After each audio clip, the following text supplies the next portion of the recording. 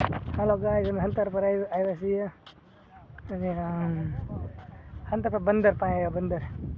જુઓ આ બધી મોટું બંદર છે સરતાર પરનું બંદર છે દરિયો હંતર પરનો જો આ મારા ગામના બધા નમૂના છે જો આવ્યા છે સરતાર પરનું બધું મોટું વિડીયો ગમે તો લાઈક અને સબસ્ક્રાઈબ કરી દેજો